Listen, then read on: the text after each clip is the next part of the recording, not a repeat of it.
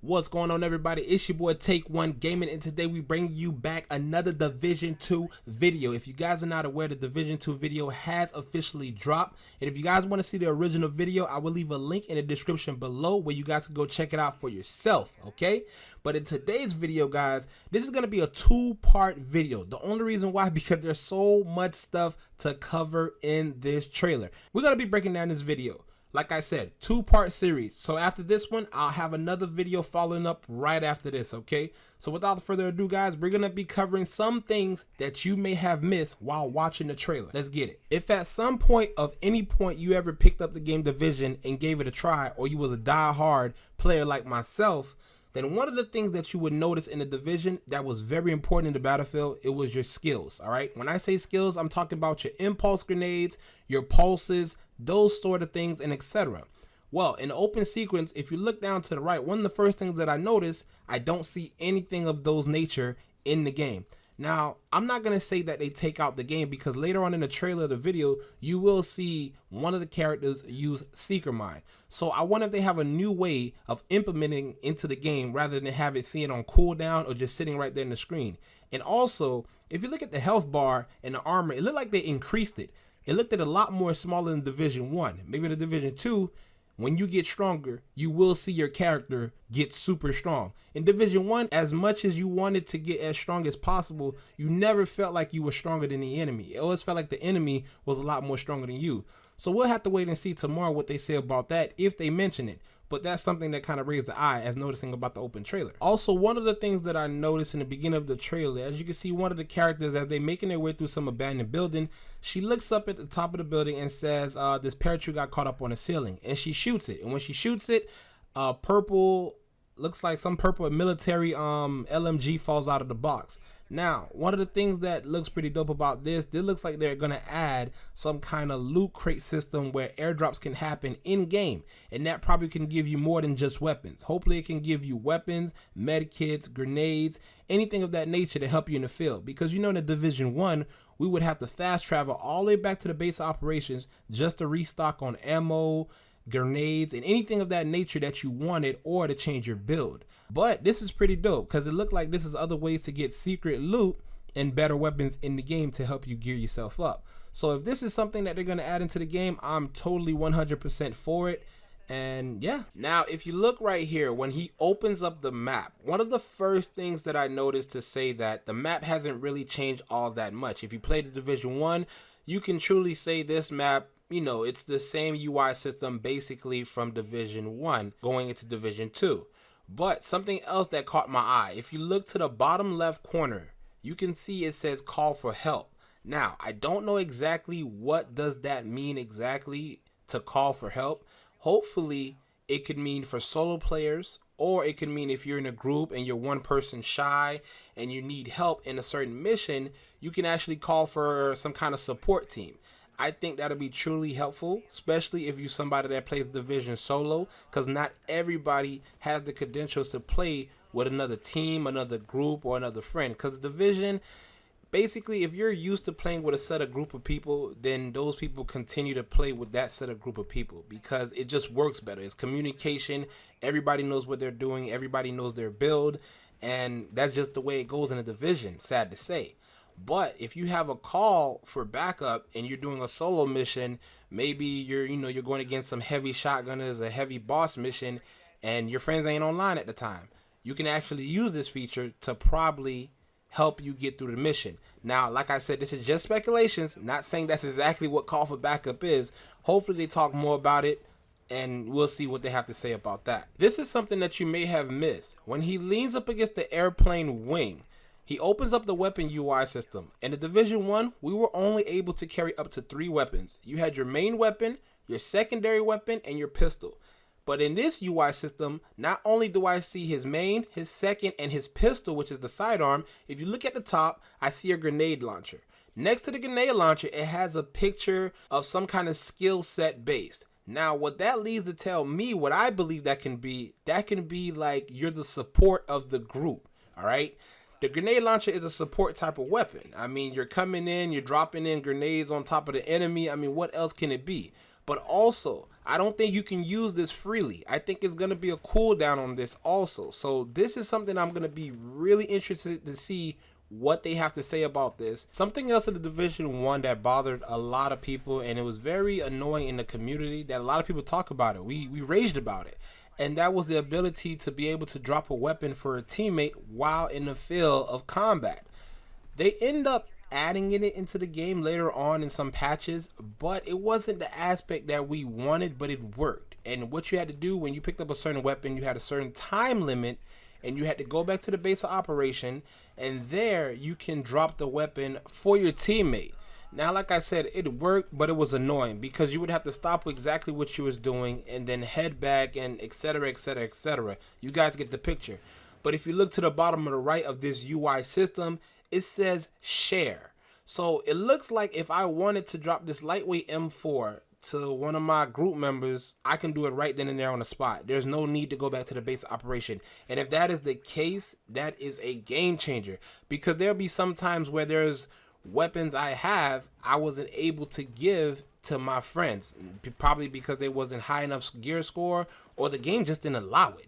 So if now you can drop weapons for your teammate, this is pretty dope. I think that is dope, and I think they should add that in the game. Let's be real, it is RNG, right? One of the newest things that I see they add into the Division 2 that's probably going to play a major factor in your weapon systems and how you engage in an enemy and probably other players, if they add PvP, who's to say, right? I don't know yet. Is they have damage drop off now in the game, and they also let you know how fast it takes to reload a certain weapon type, which is pretty dope.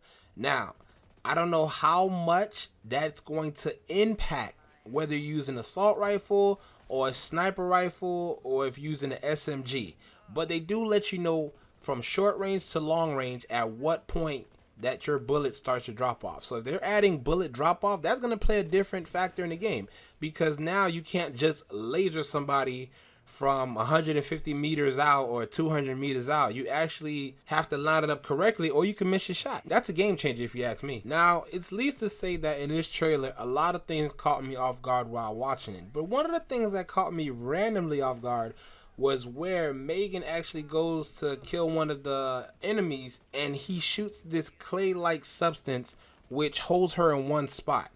And in my mind, I'm like, whoa, that's actually pretty dope, because, I mean, think about it. If you can't move, then you can't roll, you can't shoot. I mean, well, you can shoot, but you can't roll. But it don't look like she ever shot her gun. She was actually asking the other person to help her while he shot the clay and got her free.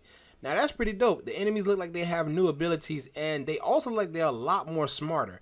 In Division 1, man, they were dumb. Sometimes they would run directly into fire, but it looked like they use a lot of cover. I mean, this is a cover-based shooter type game, and it looks like they're implementing that cover-based system into this game. It don't look like you can just stand out in the open and dump a bunch of DPS bullets into the bullet sponge enemies, and they just take it. It looks like now you actually have to be kind of a little bit more coordinated in your team and a little bit more vocal to help one another out to get through whatever mission that you're trying to get through. So, I mean, that's pretty dope. We'll see what they have to say about that, but I mean, that was pretty interesting to see that the enemy threw some kind of clay substance and held that person in one spot. Now, in this moment of the trailer, it looks like this is a boss fight. A lot of things happen in this one particular part about this boss fight. A lot of things were shown, and we're going to go ahead and go right through it. One of the first things that I noticed, that it looks like weak points on certain bosses are very, very the key to getting what you want. All right, everybody knows when you kill a boss, you're supposed to get high-end loot, and it don't look like these guys are bullet sponges anymore. It looks like they have layers. So running into this guy, it looks like he's a heavily armored heavy, and they were shooting him, but they were doing no damage. If you look at his health bar even looks a lot more different now. Like, it looks like that's some kind of implement letting you know that, you know, I have a lot of armor on, and you can actually see it for yourself. So these guys are focusing on the weak points. It looks like weak points in this game of Division 2 is going to be high key into killing certain enemies, and I'm not mad at that, because I felt like some of the enemies in Division 1 were a lot easier to kill. I mean, unless you paid like in a 1.2 days when the shotguns could shotgun you from like 600 yards out, then that was bullshit. But I mean, beyond that, the enemies were pretty much easy. You know, they wasn't really that much of a threat. but these enemies in the Division 2 look like they're going to be a handful, and I'm not mad about that. In Division 1, it looked like we had a tease about drone becoming a thing in the game. When they released the trailer, we saw drones in the Division 1, and everybody got excited because the drone looked like it was going to be dope. It looked like something that was going to be friendly to use, and it never came. We even had little speculations in certain updates of Division 1 that drones were going to be implemented into the game, but it never came. The only drones that was in the Division 1 were only used for enemies, and there were basically drones that shoot like turret-like. We had turrets that you throw on the floor. It shoots fire, it shoots bullets, it can zap you and all that other good stuff like that. But we never had a legitimate drone that flies above your head and comes into the game. In Division 2, it looked like they implemented the drone, baby. The drone is a thing, and I'm so excited. Like, when I saw that, if you could just see the smile on my face when I saw the drone, I mean, that's pretty dope. I felt like the Division should have abilities where you can call drones out and they can help you in the battlefield in any way, in any shape possible. Now, it don't look like the drones are going to have any abilities as far as shocking or any stuff like that. It looked like that might be something you may only be able to use in the story mode, because if they do add PvP, I felt like that would be an overpowered weapon to use. I mean, drones, come on. But the only thing I could say that's a good thing, they don't look like they're OP, like meaning that they don't mean that they have a lot of health. They were very easy. You can look in the video, they were very easy to be taken down, so that's a plus. But we got drones, baby. Drones are confirmed. Now, right here, this is something that's really dope. Look like we're gonna have new mechanics to use into the game. All right, we had turrets before in the Division 1, but in Division 2 it looks like we're gonna have new skill weapons to use, and that's pretty dope because it got boring using the same thing over and over and over. If you look right here, he looked like he reached behind his book bag, he pulls some kind of round statue and he throws it on the ground, and it released what looks like to be fireflies, if you ask me, and they attack the enemy.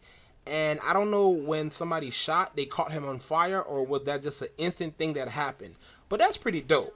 I mean, come on, y'all can't get mad at that. That's pretty dope right there. So, I mean, I don't know too much to say about that, but we'll have to wait to see what they say about it. So, I mean, from my aspect, that look like fireflies though. Now, right after they kill the boss, everybody knows what you get. You get those nice, shiny, gold, high-end weapons. And it look like they have a new way of introducing it with the nice sounding, the nice glimacing sound to let you know that it's a high-end weapon, which I'm not mad about that. But one of the things that caught my eye, and it's a very small detail, you had to be really paying attention to the video. If you look right here, it says 4 of 30 in the book bag.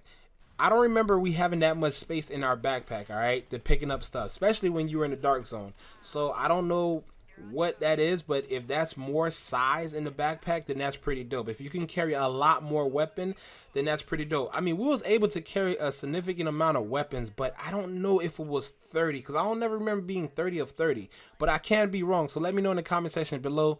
Like I said, I haven't touched Division in a while, since I think like 1.6 or 1.5, but 4 of 30, if that is the new size of the backpack, that is pretty dope. And also something else that I noticed in the beginning of the game, so we're gonna go ahead and do a little backtrack.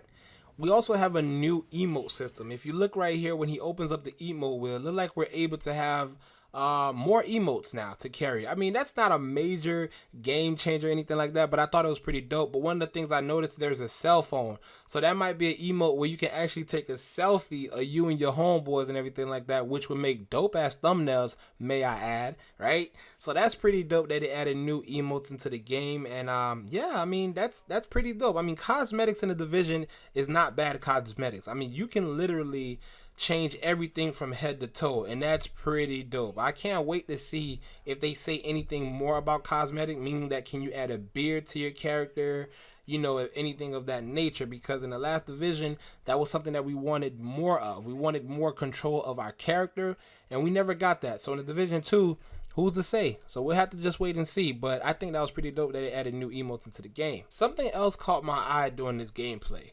We see all the nice shooting, all the nice flashy stuff happening in front of us, but there was something that I felt like was missing when I was watching the trailer. And I looked up to the right hand of the corner. We only have one level system.